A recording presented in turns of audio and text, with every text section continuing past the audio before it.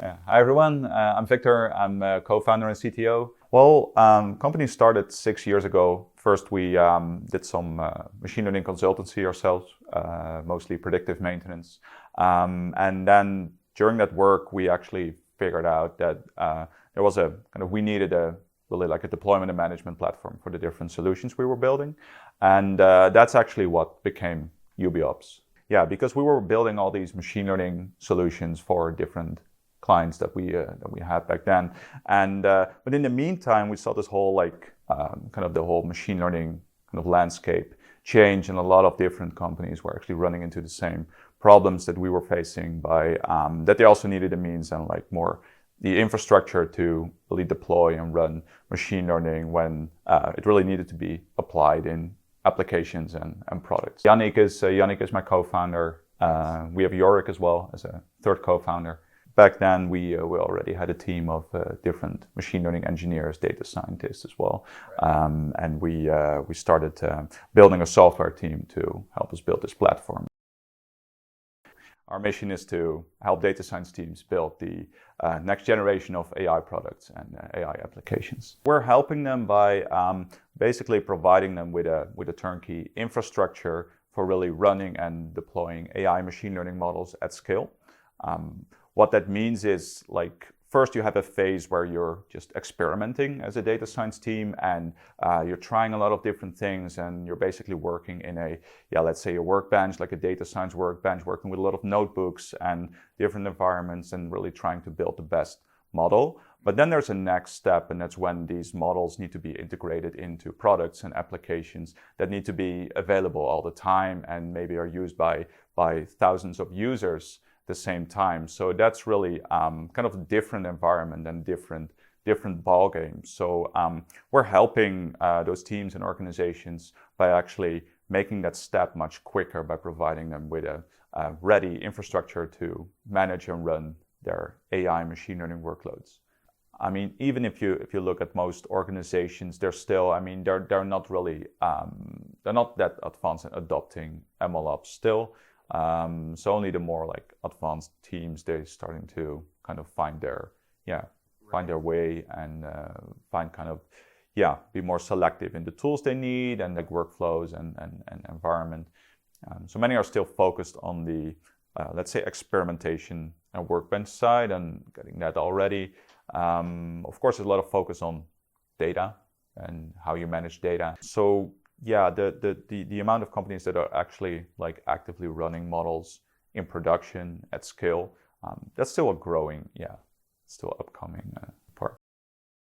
MLOps is what's short for machine learning operations, which is the whole set of processes and tools and to manage machine learning models, to run machine learning models, and to govern machine learning models. So it's about basically managing the life cycle of AI applications and machine learning applications. MLOps actually already begins when you start developing a data science or machine learning solution, because it's a very iterative process. Right, so you actually start with the data, you start with experiments, and basically this process from there until you have a good working model with training steps in between, that repeats itself also when the data renews, when new data is coming in, and when you actually keep experimenting usually throughout. So it's a life cycle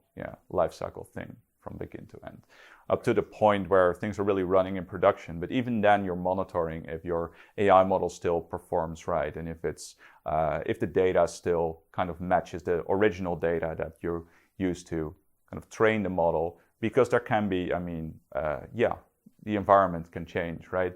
Consumer behavior change, travel plans for people change, your whole environment changes. So you want to also catch those concept drifts and changes in your data. We focus on especially the serving and deployment part. So we basically make sure that your machine learning model is available all the time, that there's an API that you can use, that you can integrate with your app. If you want to build workflows consisting of different models. That's kind of something we do.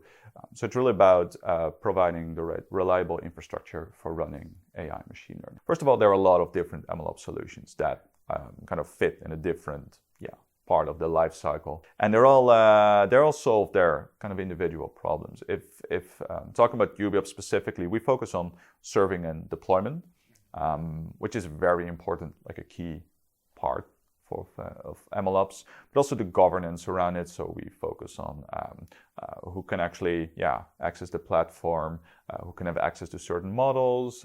So there's a lot of like permissions and roles and access control.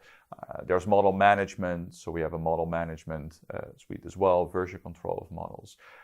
You can also kind of replicate this functionality, for instance, with cloud, like cloud service provider tooling, but often it becomes quite a complex landscape of different tools. So we have a single out-of-the-box solution, and that helps a lot. Our core focus is ease of use for data scientists. So that's also how we differ from other solutions. So it's ease of use. The other thing we really focus on is kind of this distribution, like how do you work with different cloud environments, providing a hybrid cloud environment. We also partner with different cloud providers to kind of pull hardware, to pull like GPU capacity together, provide that to our users, creating kind of a meta cloud there. Those are the two main areas where we're different from other tools.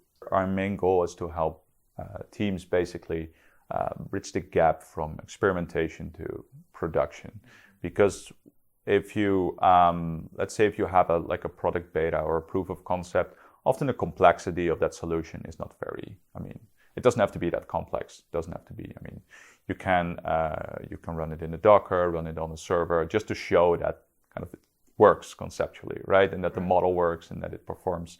But once you want to go to the kind of the next level, and you want to open up like this application to outside, like to more users, and really want to sell it as a product or as an internal service for a company, it needs to run somewhere, and it needs to be available, and it needs to be reliable as well, and it needs to be secure.